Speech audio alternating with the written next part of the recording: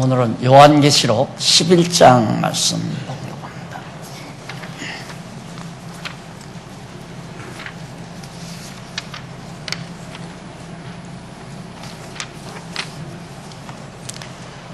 에,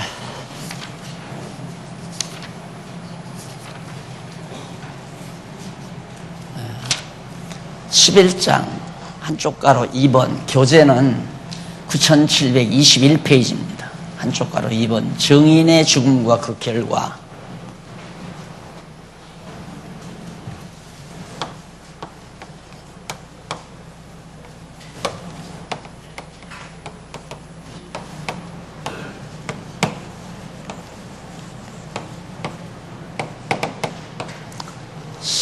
(11장에서부터) 11장.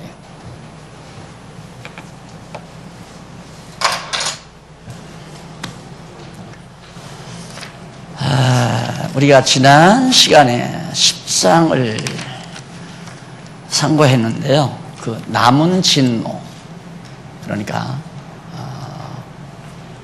지나간 진노는 그 전전주일날 우리가 정리를 했고요. 남아있는 진노 가운데 그 남은 진노에 대한 대비 내용을 우리가 살피는 가운데 첫 번째로 천사의 맹세와 천사가 준 사명에 대해서, 요한에게 준 사명에 대해서 우리가 지난 10장 우리가 살펴봤습니다. 그 두 번째로 남은 진노에 대한 대비 가운데 두 번째가 증인의 죽음과 그 결과. 증인들이 죽고 나서 그 결과가 어떻게 되는가. 이것이 이제 남은 진노, 즉 세 번째 화죠. 셋째 화가 일어나기까지의 이제 대비를 해가는 과정에서 남아있는 그런 진노 중에 증인들이 많이 죽어요. 그리고 증인들이 죽고 그 결과가 어떻게 이루어지는가에 대해서 11장에서 사도 요한이 밝혀줍니다. 그 가운데 첫 번째로 증인의 예언을 예고합니다. 증인의 예언을 예고한다.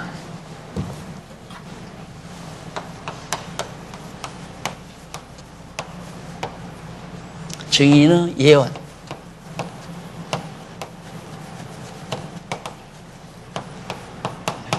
(11장) 1절로부터 6절까지.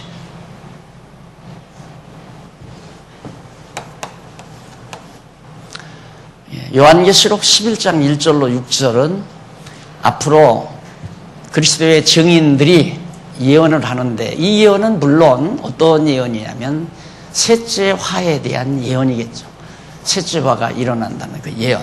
그 예언을 할 것을 미리 천사가 예고를 해주는 내용이 바로 11장 1절로 6절입니다. 사실 정말 그 내용이 그런가 안 그런가. 거기 9722페이지 그 밑에서 제일 아랫문단 후에 그 마지막 문단에 보면 일찍이 여호와 하나님께서는 예수께서 제자들에게 아버지께로부터 나오시는 보혜사 곧 진리의 성령이 오셔서 예수 자신을 증거할 것을 예고하도록 섭리하셨습니다. 요한복음 15장에 나와 있죠. 성령이 와서 제자들로 하여금 미리 장차 일들을 증인들이, 예수님의 제자들이 예언할 것을 예수님께서 미리 예언을 하셨어요. 그 예언을 이루시기 위해서 지금 요한계시록 11장 1절로 6절에서 지금 그리스도의 증인들이 예언을 하고, 그 예언하다가 죽기도 하고, 그런 일들이 이제 벌어지는 내용이 나타납니다. 우선 1절로 2절에 보면 11장 1절로 2절, 또 내게 지팡이 같은 갈대를 주며 말하기를 일어나서 하나님의 성전과 제단과 그 안에서 경배하는 자들을 청량하되 성전 밖마당에서 경배하는 자들을 성전 밖마당은 청량하지 말고 그냥 두라. 이것을 이방인에게 주었은즉 저희가 거룩한 성을 2달 동안 깃발부리라 그랬죠. 우리가 성전약도 레위기 공부할 때 다 배웠죠. 이 성전 이렇게 보면 이게 성전 담장입니다. 이 안에 이제 성막이 이렇게 있죠. 그럼 이제 지성소가 있고 여기 그다음 향단이 있고 여기 등대가 있고 떡상이 있고 그리고 이제 물두멍이 있고 제단이 이렇게 있잖아요. 근데 이 안에서 하나님을 경배하는 자들은 청량을 하라 이 말이에요. 하나하나 자로 청량을 하라. 사도 요한에게 이제 자를 주면서 이 성전 안에는 다 청량을 하라. 그리고 이 담장 바깥 마당은 청량하지 말라. 왜? 이 마당은 이방인에게 주었다. 이방인들에게 이 마당은 내주었기 때문에 이방인들이 와서 42달 동안 여기 이 성전 바깥을 다 짓밟고 이제 그들이 더럽힐 것이다. 이것을 이제 예언하라는 얘기죠. 증인이 당연히 해야 될 일이 뭐냐. 이렇게 하나님께서 내게 사도 요한에게 지팡이 같은 갈대, 그러니까 나무모자지요. 그걸로 성전 안과 제단과 그 안에서 경배하는 자들을 청량하라. 그러나 그 바깥 마당은 청량하지 말라. 거기는 이방인들에게 내준 것이다. 라고 밝혀주고 있죠. 그러면서 여기서 이 42달은 3년 6개월 아니에요? 3년 6개월인데 이 성전이 있는 이 바깥은 이방인들이란 말은 특히 로마 군병들을 말하죠. 로마 군병들이 이 성전을 에워싸고 바깥 마당에서 에워싸고 오랜 동안 이 바깥 마당을 짓밟고 정말 이 성전을 헐기 위해서 온갖 계략을 부릴 것을 지금 이 사도 요한에게 미리 알려주는 겁니다. 그래서 로마 제국주의자들이 그 뒤에 와서 결국 이제 42달 동안 예루살렘 성을 포로 이렇게 에워싸고 유대인들을 괴롭혔던 사실을 우리가 역사에서 배워나가죠. 이것이 이제 AD 70년, 주 70년에 우리가 항상 여러분 요한계시록을 공부할 때는 제가 이렇게 도표를 그려드린 63년, 주전 63년하고 주 70년하고 95년, 이건 이제 사도 요한이 이 요한계시록을 배울 때 하고, 계시를 받을 때 하고, 그 다음 132년에서 135년, 이것이 이제 마지막, 이건 첫째 화, 이게 두 번째 화, 이게 세 번째 화, 요 내용은 항상 바탕에 깔아두시고, 지금 내용이 어떤 내용인가, 결국 이제 사도 요한에게 남아있는 이 세 번째 화를 하기 위해서 어떻게 70년에 성전이 헐어졌는가. 성전 헐어진 것은 하나님께서 이미 이 바깥마당은 청량하지 않고 안마당만 청량해 놨는데 이방인들이 와서 이걸 에워쌀 것을 말했는데 진짜 로마 군병들이 예루살렘 이 성전을 에워싸고 있다가 마지막 성전을 불태워 버렸잖아요. 이 사건에 대한 진상을 지금 사도 요한에게 다 밝혀주고 있는 겁니다. 그 다음에 이제 넘어가서 3절로 6절에 보면 11장 3절 6절 거기 보면 어떤 내용이 나오냐면 두 증인에게 멸하는 권세를 주어 예언하게 함을 예고합니다. 두 증인이 나오는데 멸하는 권세를, 그러니까 사람을 죽이고 멸하고 이런 권세를 주어서 예언하게 한다. 그래서 바로 여기 예언하게 함을 예고해 주고 있죠. 두 증인에게. 그럼 두 증인이 어떠한 분인가를 3절 보십시다. 내가 나의 두 증인에게 권세를 주리니 저희가 굵은 베옷을 입고 1260일을 예언하리라. 1260일을 환산하면 42달 3년 6개월이 됩니다. 그러니까 1260일이나 42달이나 3년 6개월은 하나님의 백성들이 당하는 고난의 기간에 대해서 상징적으로 우리에게 3년 6개월이라는 기간을 덜 언급하고 있는 겁니다. 그래서 연도로 따지면 3년 6개월이고 달로 따지면 42달이고 날짜로 따지면 1260일이고요.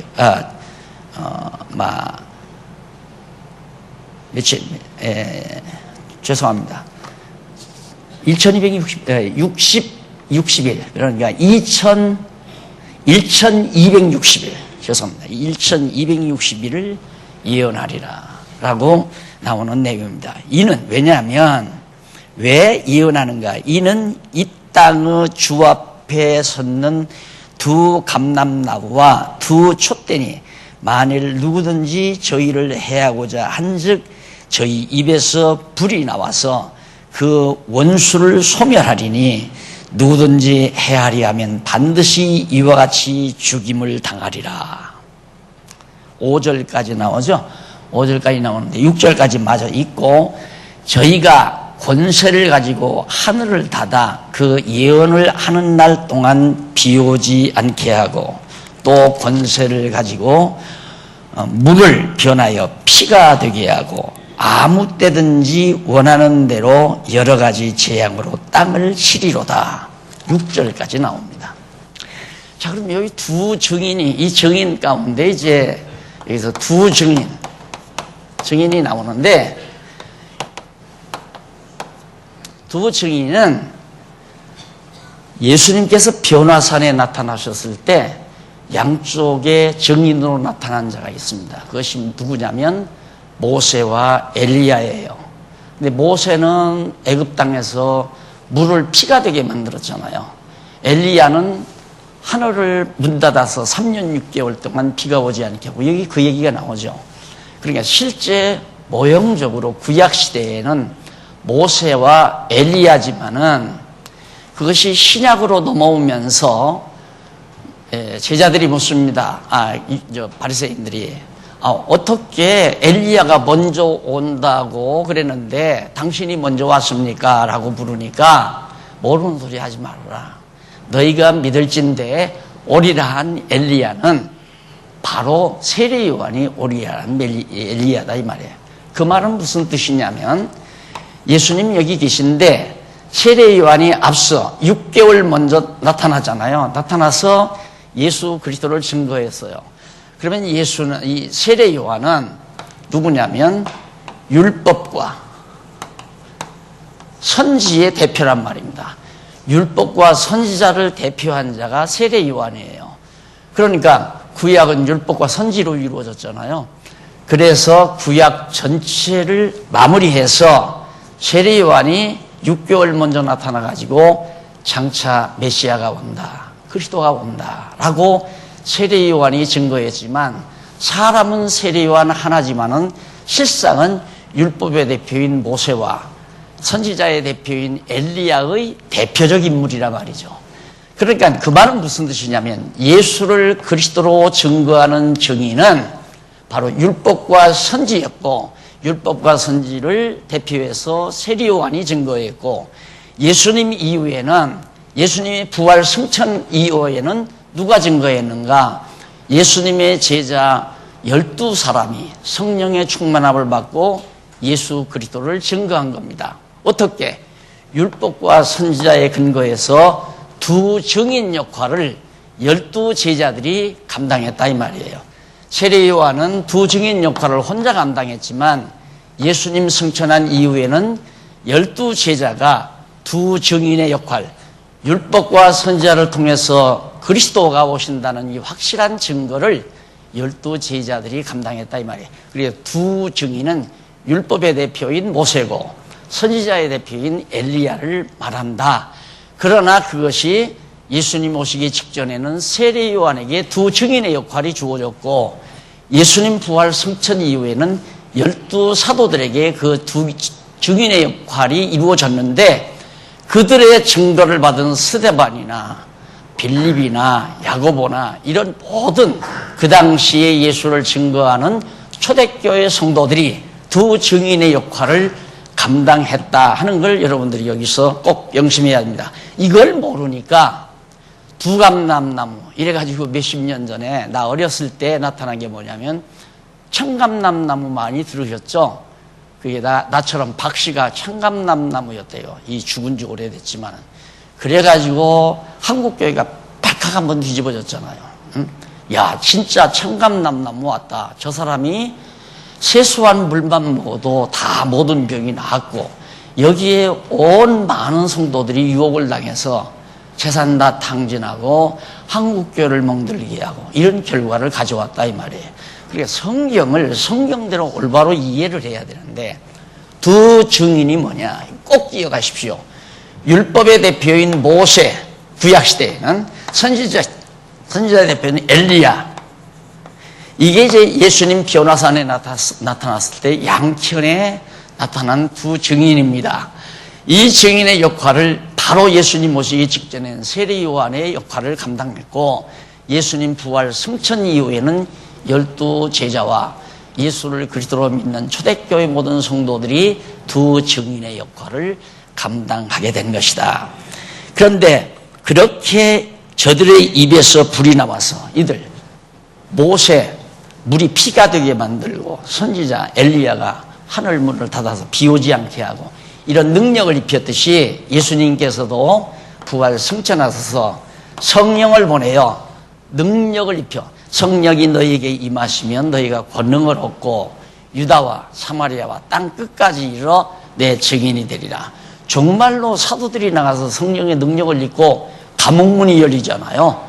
죽은 자도 살리고 이 제자들이 사도들이 나가서 정말 엄청난 많은 이적들, 병자도 고치고 이런 능력들을 행한다는 사실을 지금 여기에서 밝혀주고 있는 겁니다. 자, 그러면 11장 1절로 6절까지가 정인의 예언을 예고한 사실이 너무 분명히 맞잖아요. 확실하고 분명하죠. 자, 그러면 두 번째로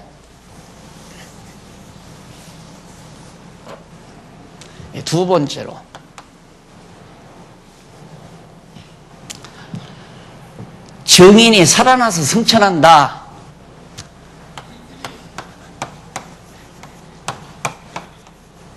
살아나 승천한.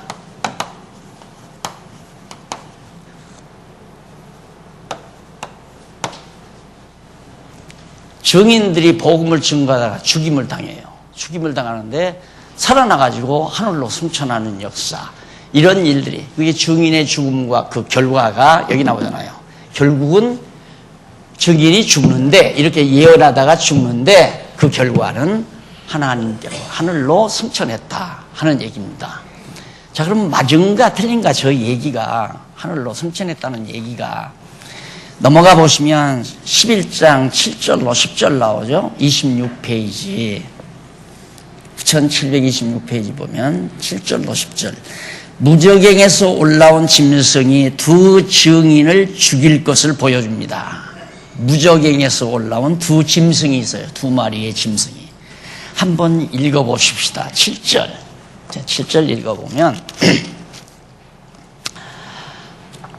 저희가 그 증거를 마칠 때, 그러니까 예수의 증인들이 증거를 마칠 때 무저갱으로부터 올라오는 짐승이 저희로 더불어 전쟁을 일으켜 저희를 이기고 저희를 죽일 터인즉 저희 시체가 큰 성길에 있으리니 그 성은 영적으로 하면 소돔이라고도 하고 애굽이라고도 하니 곧 저희 주께서 십자가에 못 박히신 곳이니라. 8절까지 나타나 있죠. 8절까지. 그리고 맞아 10절까지 맞아. 9절. 백성들과 족속과 방언과 나라 중에서 사람들이 그 시체를 사흘 반 동안을 목도하며 무덤에 장사하지 못하게 하리로다. 이 두 선지자가 땅에 거하는 자들을 괴롭게 한 거로 땅에 거하는 자들이 저희의 죽음을 즐거워하고 기뻐하여 저희로 서로 예물을 보내리라 하더라. 자, 무저갱에서 짐승 한 마리가 올라와요. 그러면 무저갱이란 어떤 곳이냐면 어두운 권세, 장차 세상 끝날에 이제 예수님께서 사단을 에덴 동산에서 아담을 유혹해서 타락시켰던 그 사단의 권세를 이 무저갱에다 집어넣잖아요. 그렇기 때문에 무저갱은 사단의 본부라고 여러분 생각하면 됩니다. 이 무저갱이라고 하는 것은 사단의 군졸들이 집결해 있는 하나의 본부다. 그런데 저 무저갱의 본부에서 사단의 본부로부터 짐승이 올라와 가지고 누구와 싸우느냐면 이 두 증인과 싸우는 거예요. 그러니까 예수를 그리스도로 증거하는 증인들과 치열하게 싸워 가지고 그 증인들을 다 죽인다 그 말이에요. 그건 다 우리가 사도행전에 다 봤잖아요. 죽이잖아요. 바울도 죽였고 야고보도 죽였고 스데반도 죽였고 막 잡아 죽인단 말이에요. 목 잘라 죽이고 돌로 때려 죽이고 감옥에 가두어 죽이고. 그것이 누가 하는 짓인가? 그게 무저갱에서 올라온 짐승 권세가 바로 예수를 그리스도로 증거하는 증인들을 잡아 죽이려고 나타나서 결국 자기들의 계획대로 죽인다 그 말이에요. 죽여가지고 막 무자비하게 그냥 던져놔가지고 땅에다 묻지 못하게 던져서 사흘 반 동안이나 장례를 치르지 못하고 시신들이 길에 그냥 다 뒹굴었다 이 말이에요. 사실 바울도 돌에 맞아서 다 죽은 줄 40에 하나 가만매를 맞고 죽은 줄 알고 하치장에 던져버렸잖아요.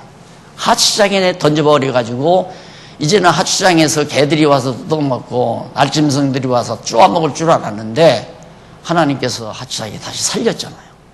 다시 살려가지고 복음을 전하게 하시다가 결국 사도 바울이 감옥에서 옥살을 하도록 한 것을 우리가 역사를 통해서 사도행전을 통해서 잘 알고 있다 이 말입니다. 그래서 두 짐승과 짐승 권세와 그리스도의 증인과의 치열한 싸움. 그리스도의 증인은 교회와 마찬가지죠.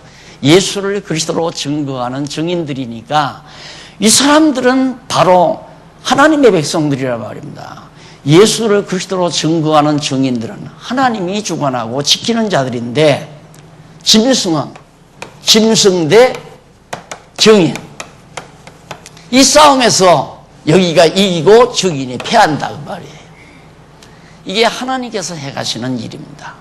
그런데 우리는 하나님께 속한 사람은 늘 승리를 해야 되고 패하면 안 되고 이런 고정관념을 가지고 있기 때문에 성경이 성경대로 안 보이는 거죠. 이기면 이겼다고 자시하고 이긴 자가 하나님 편이고 진 자는 마귀 편이고 이렇게 우리는 속단하고 살잖아요. 그렇다고 해서 꼭 진 자는 하나님 편이고 이긴 자는 마귀 편이다. 그것만도 아니에요. 때로는 하나님 편에 있는 사람이 이길 수도 있고 패할 수도 있고 하나님 반대편에 있는 사람이 질 수도 있고 이길 수도 있고 그것은 방법론에서 확정되어 있지를 않아요. 그러니까 예를 들면 다윗도 그렇잖아요. 사울과의 갈등 속에서 처음에는 다윗이 졌죠. 다윗이 쫓겨나고 다윗이 몰려다니고 그러나 끝장에 와서는 다윗이 이기잖아요. 또 다윗이 자기 아들 압살롬에게 아들에게 패해가지고 도망다니잖아요. 처음에는 압살롬이 이겼어요. 그러나 다음에는 압살롬이 죽은 다음에 다윗이 다시 왕궁으로 돌아오잖아요.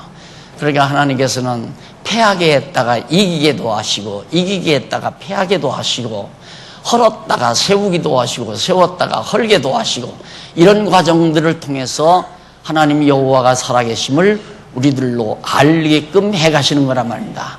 그래서 여기도 이 증인과 짐승과의 싸움에서 일단은 짐승이 이겨요. 그러나 막판에는 예수 그리스도가 오셔서 짐승 권세를 무저갱에다 다시 집어넣잖아요. 그래서 그리스도가 승리하는 거거든요. 그러니까 이처럼 짐승이 이기게 만드시는 이유는 막판에 가서 그리스도께서 짐승을 완전히 무적행에 집어넣기 위한 하나님의 섭리라고 여러분들이 생각하시면 됩니다. 그래서 이 땅에서도 진정한 교회가 이기는 게 아니라 진정한 교회가 패할 때도 많고 고통을 당할 때도 많고 순환을 당할 때도 많은 겁니다. 꼭 그렇다고 해서 진정한 교회가 꼭 순환만 받아야 되느냐? 그건 또 아니에요. 때때로는 진정한 참 좋은 교회가, 아름다운 교회가 드러나기도 하시고 높이기도 하시고 그러다가 또 낮추기도 하시고 그렇게 해가시면서 하나님 살아계심을 우리들로 하여금 깨닫게 해가는 거거든요. 오늘 여러분들이 광고 들으셨겠지만 참 세상 묘하다. 나를 죽이려고 했던 때가 엊그제 같은데 어떻게 한국교회가 나에게 신학자 대상을 나에게 준다는 얘기인가. 알다가도 모를 일이고 처음에 이런 얘기 있어서 말도 안 되는 얘기다. 나 안 간다. 누가 나한테 상을 주냐? 아니다. 죽이지만 않아도 난 좋다. 그랬더니만 기업부에서 아마 뭐 총신대 총장이었고 지금 대신대학교 총장인 총장 그분이 제 저서를 전부 다 이렇게 다 살펴봐가지고 합격을 시켰대요. 이게 맞다. 그래서 결국은 이제 대상을 준다는 건데 참 나는 한 번도 지금까지 상을 안 받아봐가지고 난 쑥스러워서 어떡하나 지금 걱정이 태산 같아요. 그래서 야 자리나 네가 가서 받아와라 그러니까 내가 어떻게 받아와 그러더라고. 예. 하나님께서 그게 하시는 거거든요. 낮췄다가 높였다가 높인다고 해서 자고할 것도 없고 낮아졌다고 해서 낙심할 것도 없고 하나님이 높였다 낮췄다 하면서 하나님 살아계심을 우리에게 알게 하는 거니까 자 이것이 하나님께서 짐승으로 하여금 이기게 하신 하나님의 섭니다. 그래서 결국은 이 두 7절로 10절에 그 죽은 장소가 어디냐면 애굽이라고도 하고 그 다음 소돔이라고도 하고 거기가 또 골고다 이들이 죽인 자 정인들이 죽은 곳이 애굽이라고도 하고 소돔이라고도 하고 골고다 이건 예수님이 십자가에 못 박아 죽은 장소 아니에요. 본문에 나온 대로. 그럼 소돔은 어디냐? 소돔은 아브라함 조카가 결국 아브라함을 떠나서 나갔던 곳이 소돔이에요. 불로 멸망당한 곳이죠. 여기는.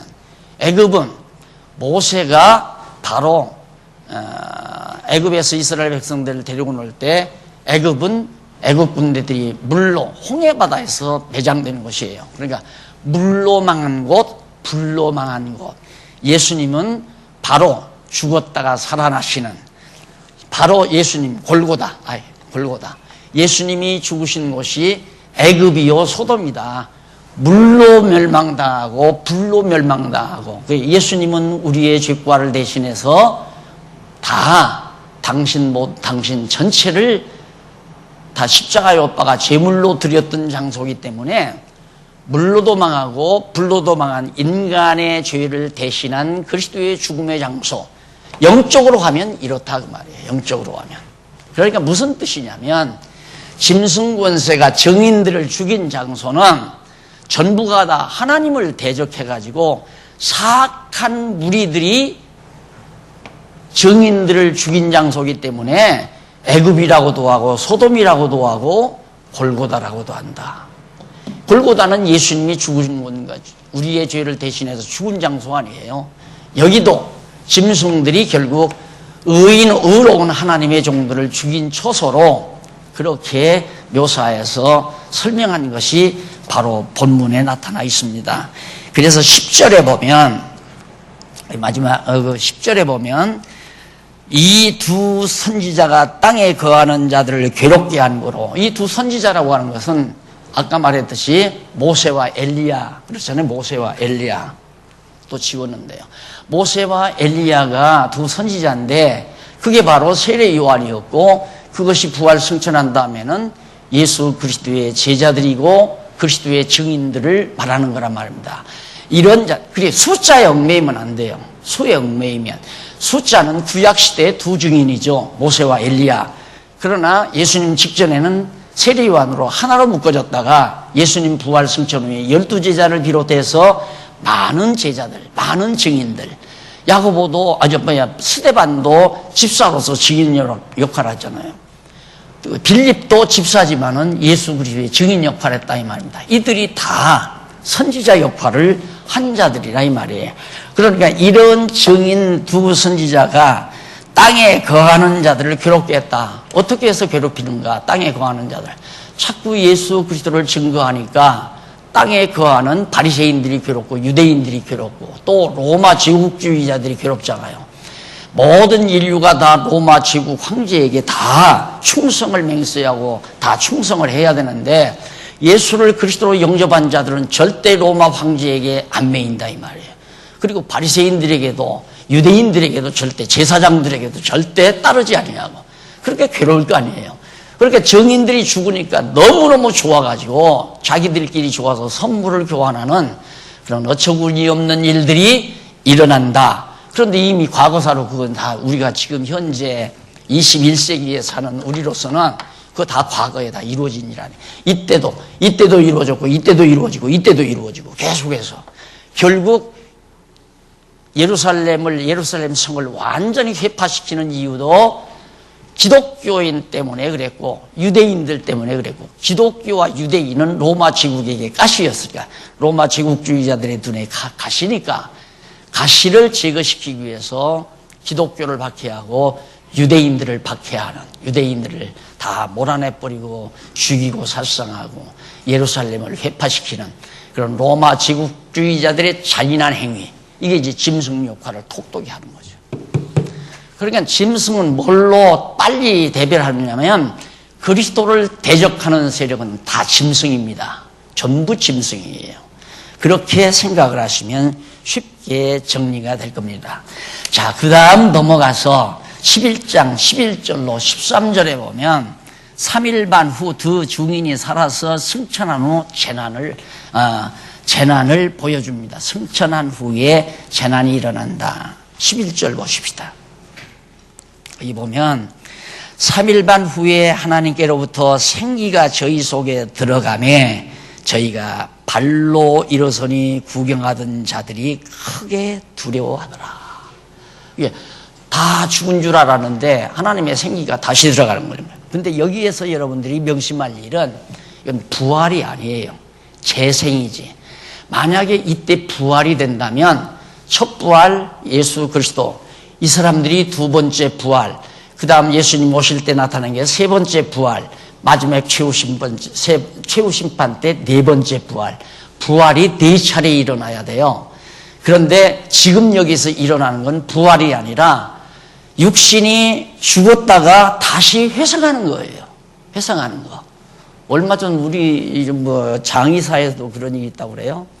다 죽었다고 판별이 나서 염을 하려고 하니까 반해서 살아서 일어났다고 그러잖아요. 그래서 이제 3일장이라고 하는 걸 하는 이유가 3일이 지나야 완전히 숨이 거두어지는 것이 결정된다 해서 3일장을 하는 거고 왕 같은 사람은 그래서 5일장을 하는 거 아닙니까? 그러니까 이 당시에 예수 그리스도의 복음의 증인 역할을 하다가 죽은 줄 알았다 살아난 건 성경에 나타나는 건 바울과 같은 사람이 바로 그런 사람이죠. 그러니까 여기에 나타나는 모든 일들이 성경에 일일이 다 기록을 하자면 사도행전에나 또 그 이후의 일들을 기록을 하면 지금도 성경이 기록이 돼야 돼요. 계속해서.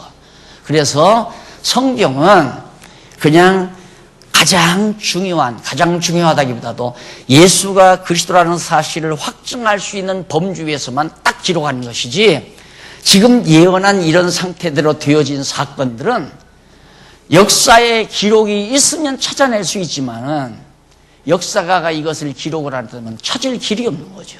되어졌는지 안 되어졌는지 우리가 확인할 수는 없어요. 그러나 사도행전에서 사도 바울의 경우를 보면 맞아서 40에 하나 감았네. 왜 39대를 왜 때리느냐? 40대는 사형 선고받은 사람에게 때리는 거예요. 이게 마지막 매에 마지막 부급소를 때려서 죽여버리는 거거든요. 그러니까 40에 죽이지는 않고 39대만 때려서 고통을 주는데 바울이 그것 맞고도 실실해서 죽었다고 말해요. 죽은 줄 알고 하치장해 버렸는데 후에 다시 살아났잖아요. 이런 경우를 지금 많이 일어난다는 사실을 여기서 밝혀주고 있습니다. 그러니까 놀랍지요, 사람들이 볼 때. 그리고 또 놀라운 것은 뭐냐면 예수 믿는 예수를 증거하는 증인들을 죽이고 실제로 죽이고 또 핍박을 해도 또 일어나고 계속해서 일어난다 이 말이에요. 죽여도 필요 없어요. 또 일어나니까. 나무가 구루터기가 있는데 나무가 있는데 자르니까 없어지는 줄 알았더니 밑에서 구루터기에서 막 새순이 이렇게 또 돋아나잖아요. 또 살아난다 이 말이에요. 그와 마찬가지로 그리스도의 증인들은 죽여도 필요 없고 핍박해도 필요 없고 갖다 가두어도 필요 없다 이 말이에요. 이렇게 놀라운 역사가 일어날 것을 예언하는 대목이 지금 그 증인이 그렇게 살아나서 하나님께로 승천한다 하는 대목을 지금 우리가 살피고 있는 겁니다. 자, 그러면 그 다음 계속해서 일어나니 궁예와 가던 자들이 크게 두려워하더라. 하늘로부터 큰 음성이 있어 12절에 나오죠. 이리로 올라오라 함을 저희가 듣고 구름을 타고 하늘로 올라가니 저희 원수들도 구경하더라. 이게 지금 환상으로 보이는 거거든요. 환상으로. 되어질 일들에 대해서 봐라. 그러니까 지금 95년도 동안 요한도 지금 죽일까 봐서 반모섬으로 도망가 있잖아요. 앞으로 엄청나게 그런 일이 많다. 두려워하지 말라. 하늘의 교회의 주인인 머리 되신 그리스도가 살아계셔서 죽은 자들을 살려서 다시 불러들이고 이런 일들이 많은 증인들에 대한 핍박이 있을 것을 미리 지금 알려주면서 하나님 나라로 하늘로 승천시키실 이런 계획들을 다 알게 해주는 대목이 이 부분이라 이 말이에요. 그래서 그 시에 큰 지진이 나서 13절 나오죠. 그 13절 그 시에 큰 지진이 나서 성 10분의 1이 무너지고 그 다음 지진에 죽은 사람이 7천이라 그 남은 자들이 두려워하여 영광을 하나님께 돌리더라. 자, 이거고 이제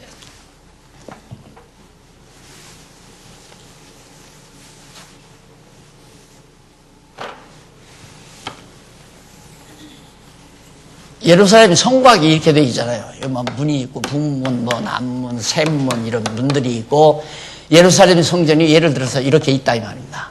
여기에 이제 성소가 있고 지성소가 있고 이게 담장이란 말이에요.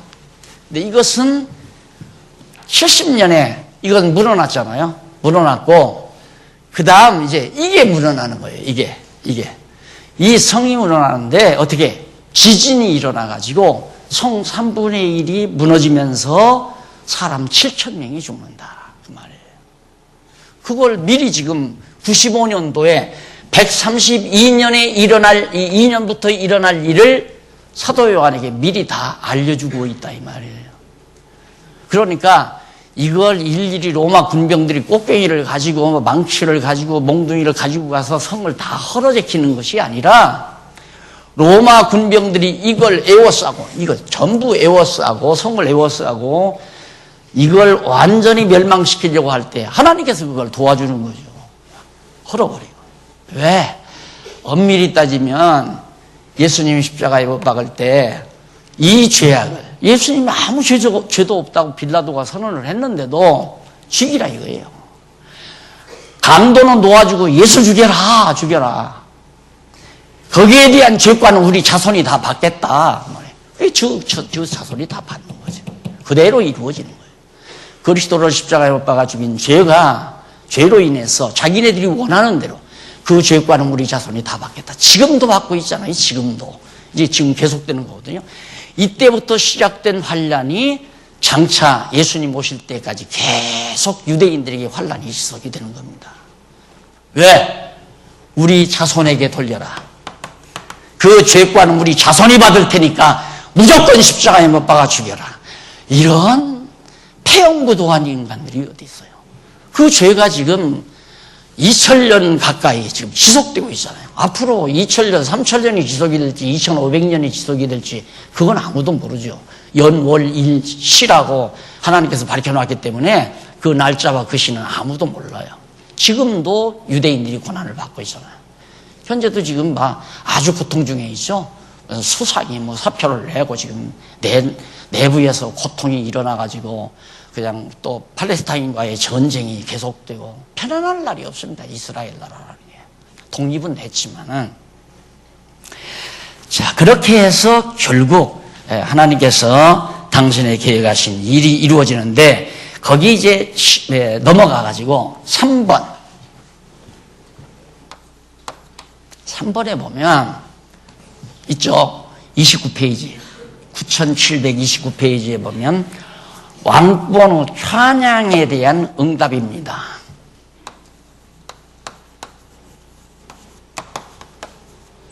찬양. 왕권 후 찬양의 응답함.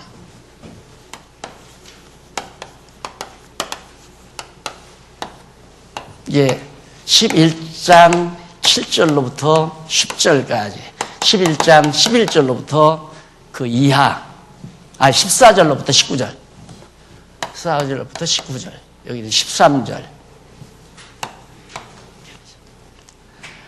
자, 이렇게 살아서 성천하고 난 다음에 왕권, 와, 정말 그리스도가 만왕의 왕이시구나, 교회의 참벌이시구나, 그 찬양에 대해서 응답이 아멘 할렐루야 하고 응답하는 내용이 그 뒤에 나와요. 거기 한번 보십시다. 자, 넘어가서 우선 14절로부터 15절에 보면 일곱 나팔을 불 때 음성이 그리스도의 왕권을 찬양하는 내용이 나옵니다. 일곱 나팔을 불 때. 근데 일곱 나팔은 뭐냐면 앞에 여기가 6째 나팔이고 여기가 5째 나팔 아니에요. 그 이전이 4번의 나팔이고 이게 4, 5, 6 나팔 재앙이 7인데 마지막 이제 여기 와서 7째 나팔이 부러질 거거든요. 7째 나팔이 부러지면 어떤 결과가 나오는가, 그 대목이 지금 설명되고 있는 거예요. 자, 그러면 보십시다. 둘째 화는 지나갔으나 보라, 셋째 화가 속히 이르는 도다. 자, 둘째 화 여기서 보니까 지나갔죠. 그런데 이르는 도다 하는 말은 현재도 셋째 화를 향해서 가고 있고 계속해서 갈 것이고 앞으로 반드시 셋째 화가 온다. 이 말을 다 통칭해서 함축해서 하는 말이 이르는 도다라는 말이에요. 거기 강론집을 보시면 이런 부분을 제가 소상하게 밝혀드린 겁니다. 강론집 30페이지 중간쯤 보시면은 헬라어 에케타이라는 말이 나오죠. 헬라어로 에케타이, 헬라어 하나 나오잖아요. 그게 이르는 도다라는 말인데 이는 직설법 현재 중간태 수동태 디포넌트 동사. 아마 문법적으로 처음 듣는 얘기니까 그런가 보다만 인정하세요. 제가 다 설명해 드렸으니까 라고 하고 있기 때문에 오고 있다 그 말이고, 또는 나타나고 있다, 일어나고 있다, 현재 진행이고 진행되어지고 진행될 것이고 이런 얘기를 다 포함하는 말이 수동태 디포넌트 동사예요. 이르는 도다라는 말이. 그러니까 보세요. 둘째 화가 이미 지나갔어요. 둘째 화는 일어났으니까. 그런데 둘째 화가 지금 지속되고 있고 앞으로 지속될 것이고 셋째 화가 이제 시작될 것이다 이 말입니다. 반드시 이루어진다 이 말이에요. 132년에서 135년경에 있었던 예루살렘 성의 황폐, 붕괴, 이걸 뜻하는 거죠. 그러면서 7째 천사가 나팔을 불매 하늘에 큰 음성이 나서 가로되, 뭐라고 음성이 나오느냐면 세상 나라가 우리 주와 그리스도의 나라가 되어 그가 세세토록 왕노릇 하시리로다. 이것이 오늘 고난 많은 세상에서 살면서 주님의 몸 된 교회를 지키며 사는 우리들의 소망 아닙니까? 온갖 시련과 역경이 우리에게 다가오지만은 이제 세 번째 화가 이루어져서 이게 진행되다가 막판에는 이 모든 세상 나라들이 하나님 나라로 바뀌어져 가지고 예수 그리스도가 다 다스리시고 통치하시는 만왕의 왕의 역할을 하시리로다 라고 하니까 하나님 앞에 자기 보좌에 앉은 24 장로들, 장로 24명이 있었다고 그랬잖아요. 하나님 앞에 쭉 대신들로 있었는데 그 장로들이 엎드려 얼굴을 대고 하나님께 경배하여 가로되 감사하옵니다. 옛적에도 계셨고 시방도 계신 주 하나님 곧 전능하시니요 친히 큰 권능을 잡으시고 왕노릇 하시도다. 이방들이 분노함에 주의 진노가 임하여 죽은 자들을 심판하시며 종 선지자들과 성도들과 또 물온데 소하고 주의 이름을 경외하는 자들에게 상 주시며 또 땅을 망하게 하는 자들을 멸망시키실 때로소이다. 그러니까 온 세상을 이제 셋째화가 시작돼서 그게 지속이 돼가지고 마지막 예수님께서 온 세상을 심판할 때에 그리스도가 만왕의 왕이 되셔서 하나님 나라를 통치할 때가 옵니다 하고 화답하는 내용이 나오잖아요. 그리고 이에 하늘에 있는 하나님의 성전이 열리니, 하늘에 있는 하나님의 성전이 뻥긋하게 열리는데 성전 안에 하나님의 언약궤가 보이며 또 번개와 음성과 뇌성과 지진과 큰 우박이 있더라. 이것은 재난의 시작을 알리는 보고입니다. 이제 재난이 임한다 하는, 이게 세 번째 화가 이제 나타나는 이 엄청난 재난이 임한다. 이것에 대한 상황을 알리는 하나의 신호소리라 이 말입니다. 신호소리. 이렇게 해서 11장까지의 내용이 여러분 마무리가 된 겁니다. 그 다음 넘어가서 12장에서 13장. 지난 주일에 여기까지 마쳤어야 하는데 30분밖에 못 해가지고 좀 짜투리가 됐습니다. 이해하시고 들으시면 되겠고요. 여기 이제 12장에서부터 13장까지는 하늘 및 땅에서의 이적이 보여요. 하늘에서 3번, 세 번째. 하늘 및 땅. 땅에서의 이적. 이것이 이제 12장, 13장. 먼저 이제 첫 번째로 하늘에서의 이적입니다. 하늘에서의 이적. 이쪽에 나오죠? 9735페이지 제일 위에 뭐 하늘에서 나타난 이적.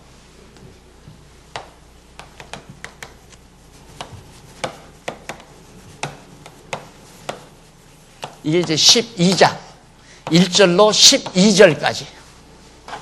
여기까지만 우리 잠깐 정리하고 끝내십시다. 자, 거기 보면 하늘에서 나타난 이적 가운데 12장 1절로 6절에 보면 해산한 아들이 올라가는, 해산한 아들을 올려가. 땅에서, 하늘에서 이적이 하나 나타나는데 어떤 여자가 아이를 해산해요. 근데 아이를 하늘로 올려간다 이 말입니다. 그런 대목이 바로 12장 1절부터 그 이하 6절까지 나오는 가운데 1절로 2절은 해를 입은 한 여자가 해산하에 부르짖는 이적을 보여줍니다. 하늘에 큰 이적이 보이니 해를 입은 한 여자가 있는데 그 발 아래는 달이 있고 그 머리에는 12별의 면류관을 썼더라.